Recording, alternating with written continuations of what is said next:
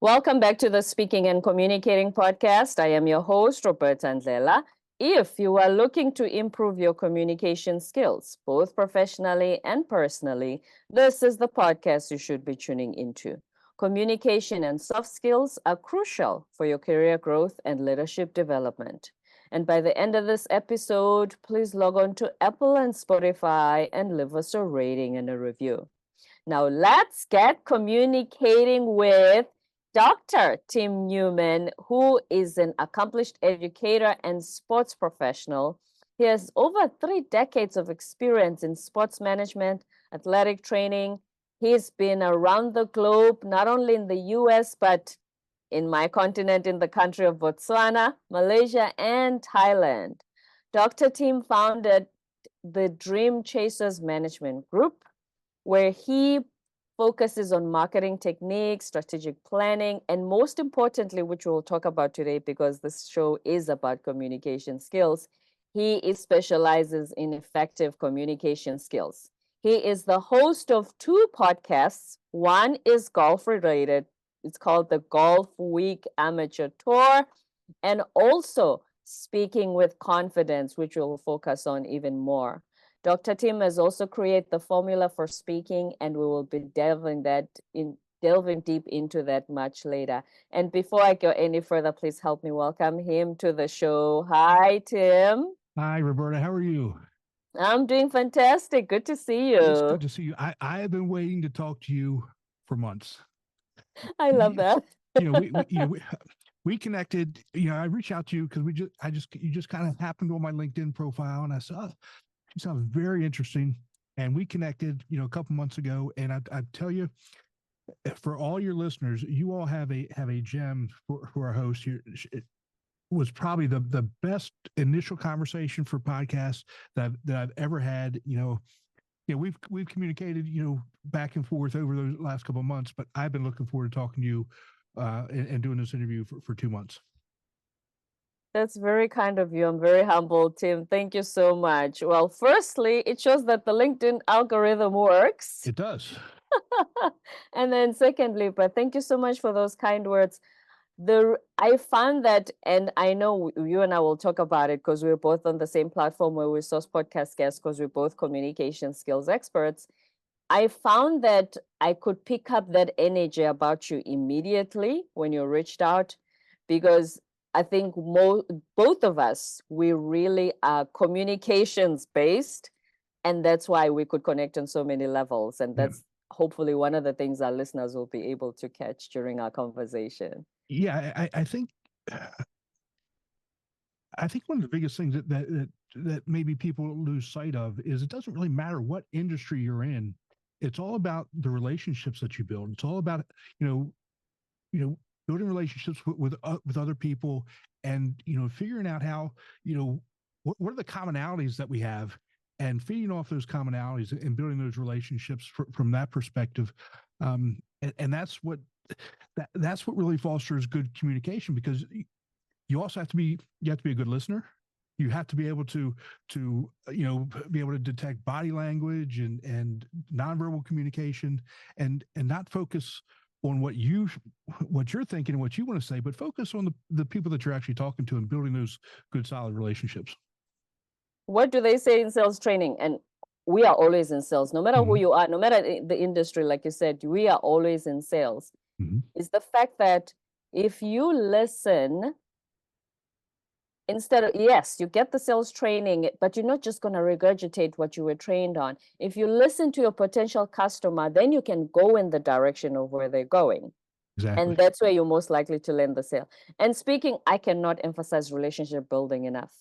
It's the reason I founded this show, to highlight to people, yes, get your A's in your technical skills from university and college, but when you go to the corporate world, when you go to be an entrepreneur, what's going to distinguish you from the rest is the fact that you can communicate and you can build relationships.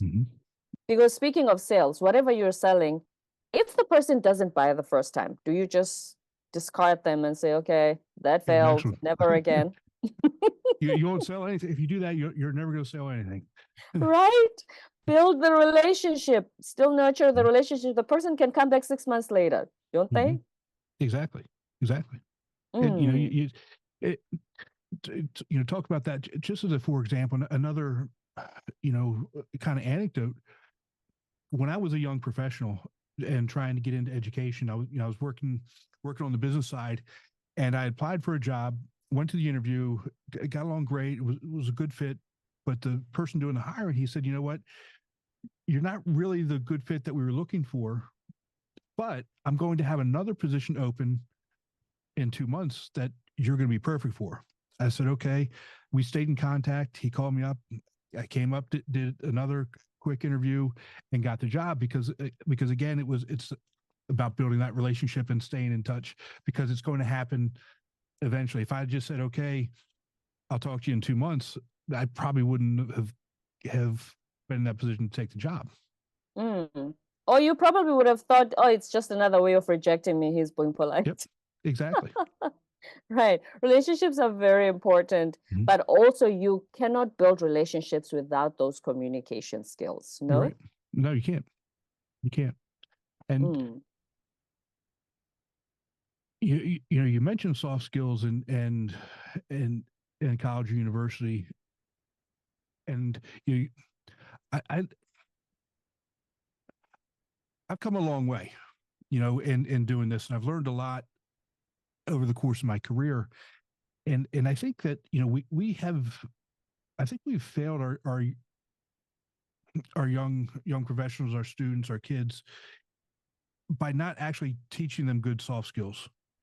And I think one of the things that I've done is, yes, you've got to learn things in college. of course. Let's put it this way: what I teach, I don't teach. I don't teach architecture. I'm not a, you know, an engineer. I'm not a doctor. So whatever I'm teaching is not life and death, right?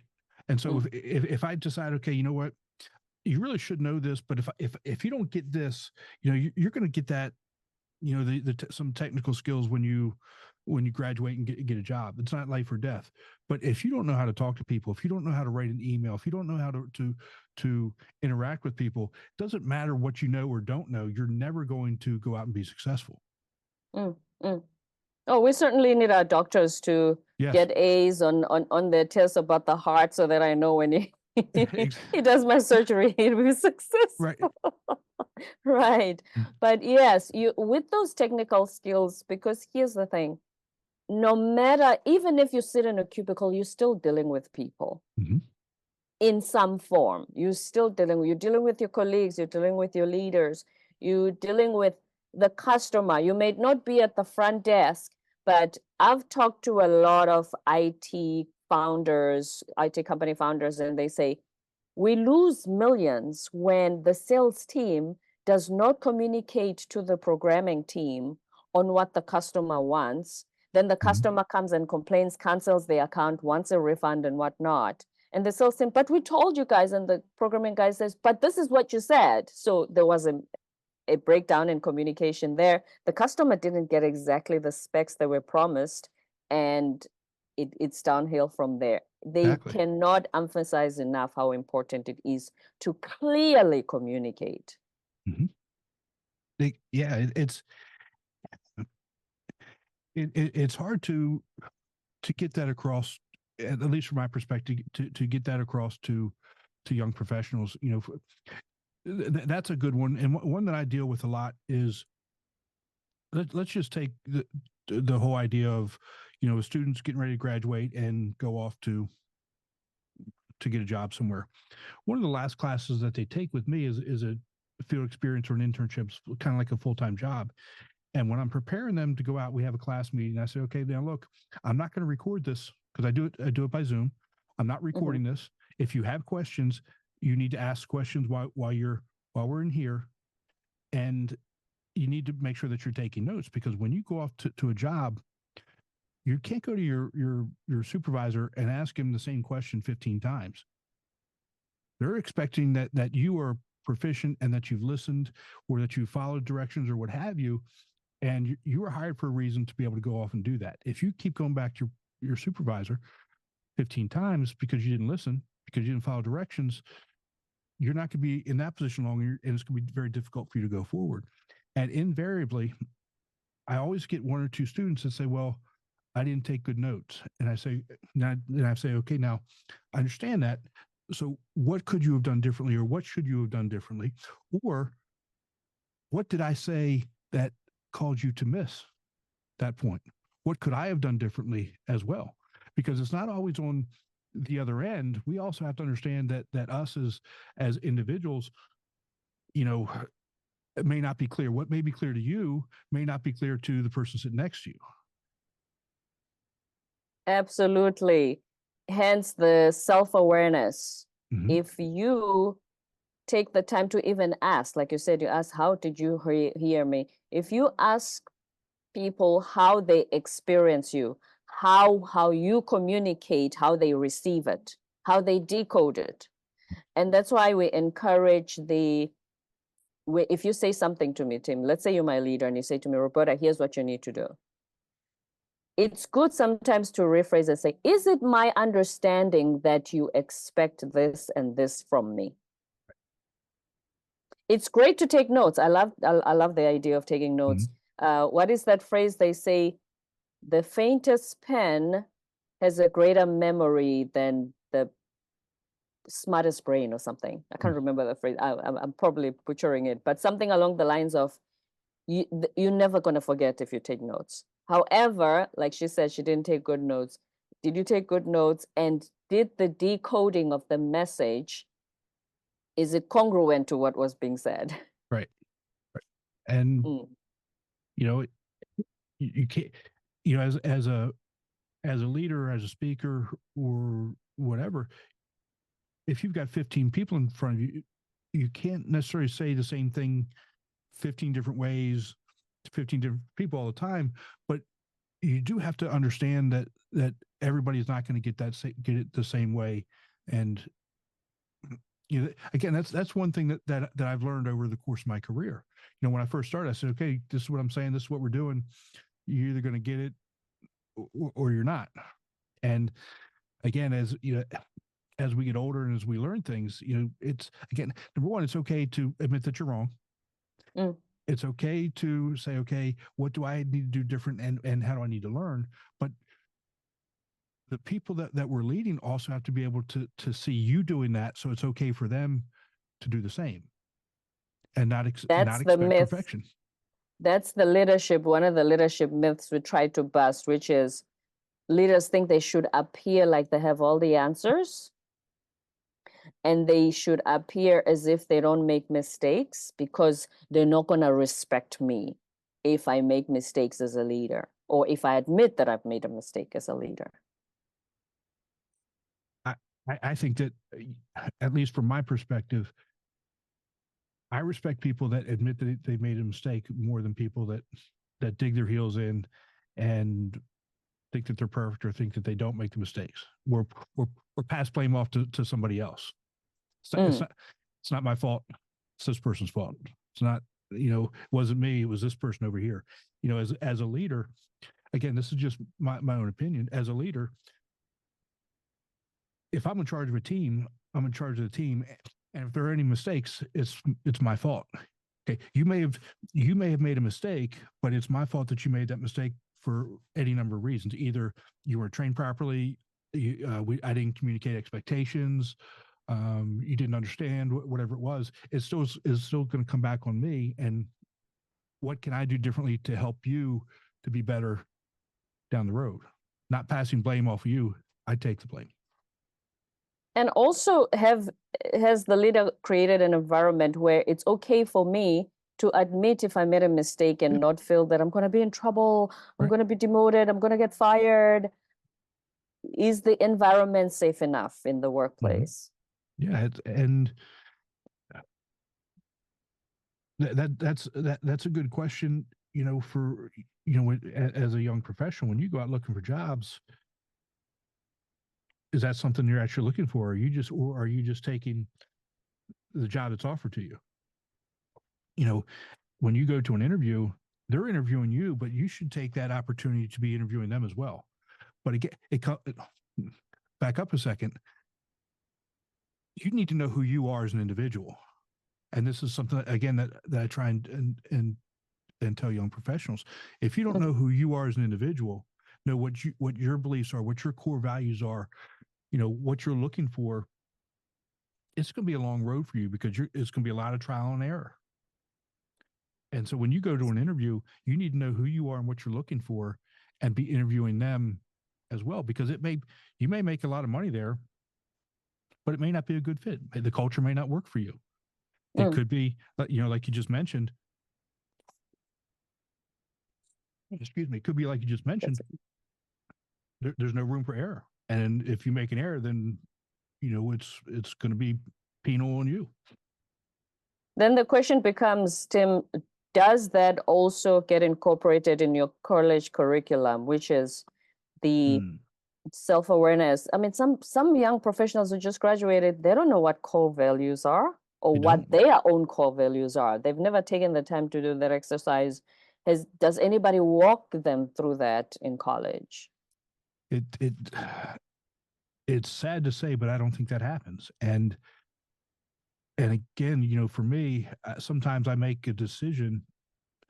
Are we going to spend some time working on that? Are we going to spend some time talking about that and helping you direct you there? Because I think that sometimes I think that is going to be more beneficial to you as a young professional than whatever it is I'm talking about today in class. Because I think, I can come back and rush through this later if we need to. But you need to be a good critical thinker to begin with. And I think that all starts with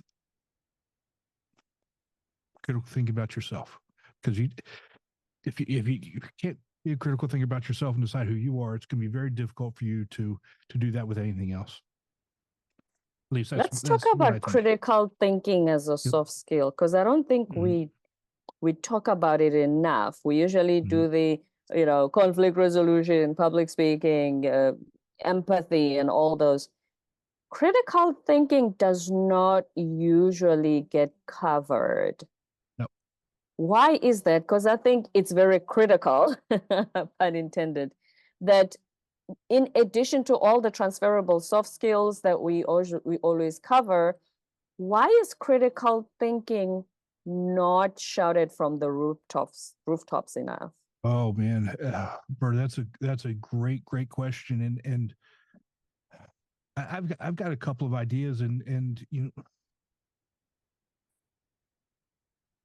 I don't want this to sound bad or I'm attacking anybody or anything like that, but if we look at our education here, at least here in the United States, if we look at our educational system here in the United States, I think we've failed across the board. When you look at test scores in math and science and reading, we're not anywhere near where at least I think that we should be. And I think from a public school perspective, we spend so much time on standardized testing and not enough time on teaching. Here's an example. If you talk to a young professional or young person going to school, what did you learn today? Not not something that was reinforced. What did you actually learn? They have a very difficult time, differentiating between what you learned and something that you knew that was reinforced. Right. So let's just say, I mean, it could really be anything. I ask my students that on a regular basis. What did you learn today? What did we talk about today that you learned? Or I've got 2 grandkids. I got a 4-year-old, and I ask her, she goes to daycare. She calls the school. I said, "What did you learn today?" She said she learned new things. I said, "Well, what new things did you learn?" "Just new things." Not specific. New things. Okay, great. But if you ask that question to, let's say, a 10-year-old, what did you learn today? They should be able to tell you what they learned. Whatever it is.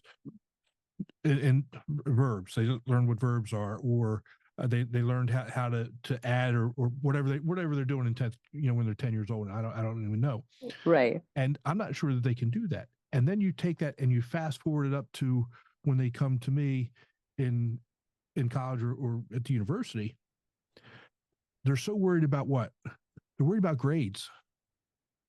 When you ask them, what does an A mean? What does a B mean? They can't tell you what it means. And then you say, well, what did you learn? Well, I don't know. So I think we focus so much on grades and test scores, and we don't focus on what learning is. Or teaching them how to think about the learning they're Right. receiving. Yeah. And so it's hard. I don't know what the solution is, because by the time they come to me, they have 13, 14 years in education. That you can't do a 180 overnight with them. Right. And here's the thing. Here's why we're bringing up this topic. A lot of stuff is on the computer. You can Google stuff. Okay, you're going to learn at university, everything you need to learn. But when you enter the workplace, if something new has entered the market, you can Google it. AI will tell you and whatnot. But if you learn how to think, Yes, you will separate yourself from the rest of the pack. Because yes. everybody can access AI, everybody can access Google. But if you are able to think and decode the information and package it in a way that it shows that it has a lot more value than what they just extracted from the computer, that's what will. So I think, as you say, you're not going to be able to do a 180, but if the kids can be taught how to think. Yeah. They will be able to communicate and articulate what they think. They will be able to speak about it, make a presentation about it. And if they know how to think, back to what we were saying earlier about core values, they will also start to ask themselves, what are my core values? What do I believe in? What do I want to stand for? Right. Absolutely. Yeah. And then be able to say, well, what we're doing right now doesn't make sense. And this is why it doesn't make sense. Can you help me understand why we're doing it this way? Because in my mind, this and this and this does not lead us over here. It leads us over here. And that's when you say, okay, that's great. I'm glad you asked that question, and this is why. And now you can understand why, we need to do it this way, or that's why this person said it like this, and it's critical for them to be able to understand that as well. And I tell them, I tell my students a lot. I said, just because I say something doesn't make it right. And I want you to challenge me. I want you to ask questions about how I came to that conclusion, or why I'm making those types of decisions. Absolutely. Yes. Because that's when they transfer to the workplace, that's exactly how that will work. Right. Right. And speaking, because we talk a lot to technical experts, is also they are made to understand, because they don't understand that while studying, but when they come to the workplace for the first time, they're made to understand that what you do feeds into a whole. What you program in on your computer is not a standalone entity. It's not a standalone idea. It fits into the big whole. Right. And like you were saying, that you need to know how we came to that point, the roadmap getting there. So when you understand the roadmap getting there, you know which step you fed into the roadmap. Yeah. And I can tell that some students get it. And they get it at that moment, and then they may not get it again, and then they come back to it. But it's the more that they get it. So they may get it Monday, not Tuesday, and then Wednesday and not Thursday or Friday, and then come back. They may get it Monday and Tuesday. It becomes a lot easier to do once you learn what that process is for you, and how your brain actually works in terms of critical thinking. Because again, we all don't learn the same way. We all don't think the same way. The way we come to answers and processes is all different. And so we again, from our perspective, your perspective, my perspective, and educators and leaders' perspective, we also have to understand that we can't expect them that it's going to work the exact same way for everybody. That's right. And speaking of that, that people learn or do things differently or interpret stuff differently. We had an example where you will have two people in the workplace and there's conflict. They're working in the same team, same project, sometimes the conflict comes from, let's say it's you and me, Tim, right? You are the type that wants to know the end goal. Yes. I'm the type that wants to know the meticulous step by step how we get there. So when we are sitting in the boardroom and we're talking about the project, you are busy just being impatient and thinking, I want to know where we're going, first Right. of all. Yep. And I'm thinking, no, here's what we're going to do. So what frustrates you is the fact that I'm not telling you what the pot of gold at the end of the rainbow is, but I don't want to think about the pot of gold until I know how we're going to get there. That's going to give me comfort. I'm that type. And so a lot of the time in the workplace when people have conflict, it's just a matter of not understanding each other's styles. Exactly. And they think they're fighting, but they're actually working towards the same thing. But if they came to be aware of the fact that it's because you just want to know the end goal first before you can listen to me on how we're going to get there. And I will feel better knowing that we know what to do, and then we'll get to the end goal. If we make each other understand each other's styles, communication styles, it will lessen a lot of conflict. Yeah, and you nailed me perfectly. I mean, you just tell me where we're going to go. I mean, what the end goal is, great. That's all I need because I'll figure it out. You know, I'll be able to. Okay, this is where I'll be able to get there. And you're exactly like my wife, and you know so she's also a retired educator, right? And people look at us and say, you guys are so opposite in how you think. But we both believe that relationships are important. We both believe that you know some of the same core things. But when it comes to our processes and how we go about doing things, exact opposite. And even in, I don't want to talk about my marriage, but no, that's okay. Even when you know when there's something that we need to talk about, there is that conflict because she's coming at it from her perspective and her process, and I'm coming at it from my perspective and my process. And sometimes, again, you have to sit back and say, okay, let me actually listen to how she's going about this, how she intends to solve this problem or solve this issue, as opposed to me just saying, okay, this is how we're going to do it. And so again, that happens in all walks of life, in every situation, personal, professional, recreational, whatever it is. We have to be able to take these skills and use them across the board throughout our life. I appreciate you sharing the story of you and your wife, Tim. We appreciate it because it's so true. And I'm sure that a lot of the time when you thought you guys were having conflict, you realize, wait a minute, we were working towards the same thing. Same goal. Yeah. Same goal. It's just that she was busy with the process, and I'm thinking the end goal. So I thought we were on different sides of we are actually on the same side of this argument. Right. Yeah. And that happens all the time. Happens all the time in business. It happens all the time in education. And again, if we learn to just take a deep breath, and I also kind of look at it from a numbers perspective. I'm an analytical person, but when I look at things, I'm a big picture person. I'm analytical, but look at things big picture. When the people that we surround ourselves with, we generally agree with 90% of everything. Generally, you know, we don't have big disagreements, you know. And so why do we, when it comes to that 10%, why do we get so upset? And why do we, you know, cause so much strife over some little 10%? Let's just figure it out. Okay. Even if we don't agree, okay, we don't agree. It's not that big a deal.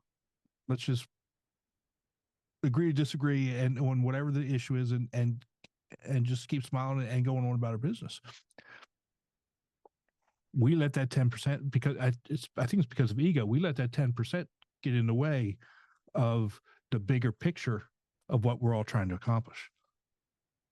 And a lot of the time we find that, like you said, we do have a lot of it in common. The ego, speaking of the ego, that's why we also discuss inner communication, Because all the ego is the story you tell yourself in your head Yes. on how you look, on how you are portrayed, on how or whatever you think you're going to defend. Yeah. Or you need to defend because, oh, I'm seen this way. That's why they say this. It's all the voices in your head. It's all your inner communication. So at the end of the day, I think it goes back to what we've been saying in the beginning, which is be very much aware of how you communicate, how others experience you, what your core values are, and most importantly, which you've said more than once, listen. So what I'd like for you, Tim, is to just wrap it up for us. First of all, on let's first talk about young professionals, because that's who you deal with. What is it that they can do after listening to our conversation today in order to start working on and strengthening these skills within themselves? I think the first thing is to give themselves some grace and understand that we don't expect them to be perfect. We don't expect them to have all the answers, because we don't have all the answers. But what we expect them to do is to be open to trying new things, to be open to turning that inner voice off. First off, everybody has that inner voice. We have to learn to mute it sometimes and listen, and be present in a conversation, or be present wherever it is. Put the phone down, turn it off, put it upside down, whatever it is, and be present and actually interact with people. Because the more that we can actually interact with individuals and turn that inner voice off or down or mute it, the better off that we're going to be. Exposed to more ideas, exposed to different ways of looking at things or doing things. I think that's first. And be open to not only learning new things, but that you might have been wrong about some things in the past. So be open to thinking about things differently. And most importantly, I think critical thinking is something that we can all improve on. Absolutely. Absolutely. I mean, I make mistakes every day, right? Every day, even when I think that, okay, I've done this 1,000 times and this is the process we're going to do. And, I get to the end of it. Like, here's an example. I made a big one with the golf tour. I had, my friend owns it, and he said, well, what do you think about this? I said, look, if you just do this, it'll be fine. It'll be fine, no doubt about it. Because, and I gave him reasons why. 48 hours later, he did what I told him he should do. 48 hours later, it was a mess, and it cost him a lot of money. And then I had to go back and look at it because I was stubborn, and I didn't see some of the red flags that he was bringing up. I said, don't worry about those. Don't worry about those. And, so understand that we all make those mistakes, and it doesn't matter how long I've been doing it, how long anybody else has been doing it. If you don't listen and see everything, it's going to happen. It's just going to happen. And taking responsibility for it. Here's one last thing, Tim. Apparently, you have a speaking class. Are you developing a speaking class? Yeah, I'm developing a speaking class. It's excuse me. That's yes, okay. I'm developing a speaking class. It's going to launch July 1st. It's called Speaking with Confidence, but it's based on what I've developed as the formula for public speaking. Again, I'm a big picture person, but I'm also analytical, and I'm a process person. I think if you do the same thing, if you do things the same way every time, it's you're going to get better. You're going to get better at it, and it's going to become natural and second nature.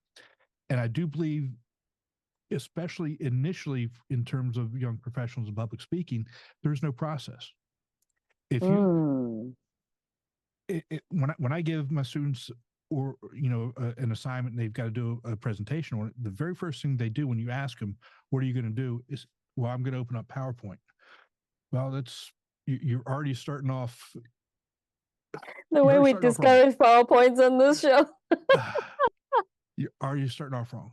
And so to give them a foundation of, what are the things that you should be looking at. And that's why I developed the system. And again, it's come from 20 plus years of teaching and being in business and talking to people, because when I talk about public speaking, and I know you do the same, I'm not just talking about being on stage. It's about everything. Being in a meeting, being a sales meeting, a team meeting, a networking event, interpersonal communication, all of those things wrapped in are at least in my view and your view, are part of public speaking. Absolutely. And speaking of college students, when you give them that assignment, we always ask the question, what has been their first exposure to public speaking and presentations? That's why they say PowerPoint, because it's their professors. And how do they present? They pop open a computer. PowerPoint. Yep. You cannot blame them. That's all No. they've been exposed to. That's all they've been exposed to. Yeah. It's funny. Like generally the first 3 weeks of the classes that I teach, I don't even turn the computer on. And they're going, is this going to be, you're going to post his notes? No, we're going to talk, and you want to take notes, and we'll go from there to get out of that whole idea that you've got to have a PowerPoint up there. And so this is, again, something that I've learned when I first started teaching. The first requirement before I even gave them the assignment, you have to use technology. Got to use something. Right. Yes, that is absolutely very much needed, especially a lot of, like I said, a lot of our listeners, young professionals, when they listen, they go, so what's the first step? What should I do now that I've graduated in order to improve on these skills? Hopefully what you've shared with us today is going to be very much valuable. Thank you so much, Tim, for being on our show. It's always a pleasure to have a conversation with you. Roberta, thank you so much for having me. I always enjoy our conversations. I can't wait to do it again. Absolutely. Your listeners, trust me, you guys are she's a treat. Trust me, you're not going to find a better person out there. And I can't thank you enough for having me. And I love the conversation. Always. I appreciate your kind words. Dr. Tim Newman, the accomplished educator, sports professional, the founder of Dream Chasers Management Group, who hosts 2 podcasts, one about golf and, most importantly, the one we were discussing today, which is Speaking with Confidence. And before you go, please share with us where on the socials or online that our listeners can find you if they're looking for more information about your work. Okay, so you can follow me on Twitter, X, whatever they're calling it these days, Instagram. My handle is the same everywhere. It's Tim, NATC. But you can go to the website at 10xcoursecreator.com/home. That's the Speaking with Confidence podcast home and website for the course. So Tim, NATC on the socials. Yep. And 10xcoursecreator.com/home. Yes, ma'am. Excellent stuff. Thank you so much, Dr. Tim Newman. It's always a pleasure. Thanks so much. Y'all take care. Bye-bye. My pleasure. Don't forget to subscribe, leave a rating and a review on Apple and Spotify, and stay tuned for more episodes to come.